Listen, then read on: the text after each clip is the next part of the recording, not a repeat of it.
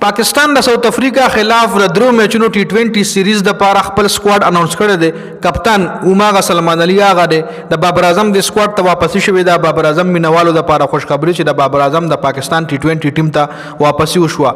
په دې ټیم کې نسیم شاه هم واپسی شوی دا. عثمان خان، عثمان طارق د دې کې لړیانو ټیم ته واپسی شوی دا. حکم کې لړیان چې ډراپ ته کې محمد حارث وکټ کیپر بیټسمن چې هغه ډراپ ته هم د ټي 20 نه ډراپ ته هم د ون ډے نه ډراپ ته ورسره حارث رؤف چې کوم دی هغه د ټي 20 نه ډراپ ته په ون ډے کې د حارث رؤف هم واپسی شوی دا. مکمل سکور کارت مکمل سکواډ تاسو له الریډي ښکاری.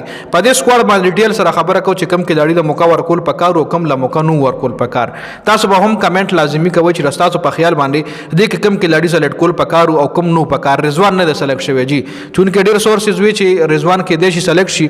محمد حارث چې کم دی ډراپ کی او داغه په ځای رضوان خو داغه په ځای عثمان خان له موقع ورکړل شوی دا. ځکه عثمان خان پاکستان کې چې کم ډومېسټک ټورنمنت شو پای کې عثمان خان ډیر خپل پرفارمنس ورکو. نو منه کتا سو ګورې سلمان علي هغه کپتان سیب دی. عبدالصمد یو ښه بیټسمن دی پېښور زلمی سره لوبه کړې په تیر شوي سیزن کې جی ښه کلاړي دی. ابرار احمد د کوټا ګلیډیټر د پاکستان د مطلب څه د تا انټروډکشن ضرورت نشته د ابرار. د عبدالصمد مې د لزکه وی چې ډیر خلک نه پیژنې نو ښه هیټر بیټسمن نه ښه کلاړي دی. میډل اډر کې بیټینګ کوي لکه څنګه چې اسف علي داسې عبدالصمد هم دی. خو الله دې وکړي چې اسف علي غونډې دی راکام نشي او پاکستان لپاره کنسسټنټلی سکور وکړي. ښه ابرار احمد نه پس بابر اعظم ټیم ته واپسی شوی دا. فهیم اشرف چې کم دی د دغه چوټي ډیر ګرانه د ټیم نه پته نه لګي چې د سر د کم سړی شفارس دی. خبر ورپسې حسن نواز دی اوماغه بیټسمن کم چې ایشیا کپ کې هم فیل شو. محمد نواز هم دی. محمد وسیم جونیئر ته موقع ملو شوی دا او امید دربه چې دله په پلینګ 11 کې هم چانس ورکي. محمد سلمان مرزا دا هم ښه کلاړي دی، ښه بالر دی. نسیم شاه هم ټیم ته واپسی شوی دا. صاحبزاده فرحان خو نو ډراپ کول پکار. سایم ایوب ته یو بل موقع ورکړل شوی دا. سایم ایوب ته د سیریز کې سکور کول پکار دی. کدي سیریز کې ناکام شو نو بیا د محمد حارث غونته دی به هم بیا ډراپ کیږي. شاهین آفریدی دی اور وکٹ کیپر بیٹسمین چې کم دی هغه عثمان خان دی اور عثمان طارق کوټا ګلیډیټر سره دی جی. دا عجیبه غونته بالینګ الیکشن دی غمړ دی چې دا سودره یو به ډایرکټ دا سوریا غ سپینر بالر دی.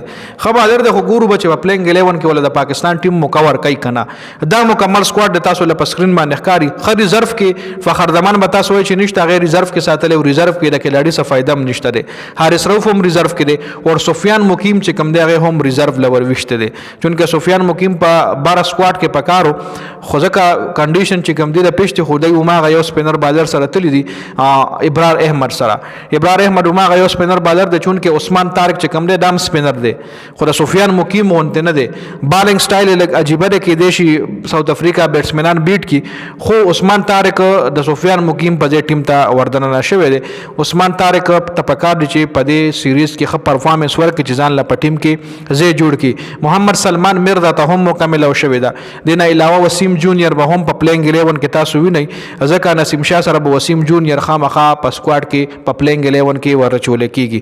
اوماغه سلمان علي کپتان برقرار پاتې شوی دی او بابر اعظم واپسی شوی دا او رضوان ته بیا موقع نه دا ورکړل شوی. نو دا مکمل سکواډ د دې حواله سره د تاسو سره دا په قیمتي رای موږ سره په کمنټ کې ضرور شریک کړئ.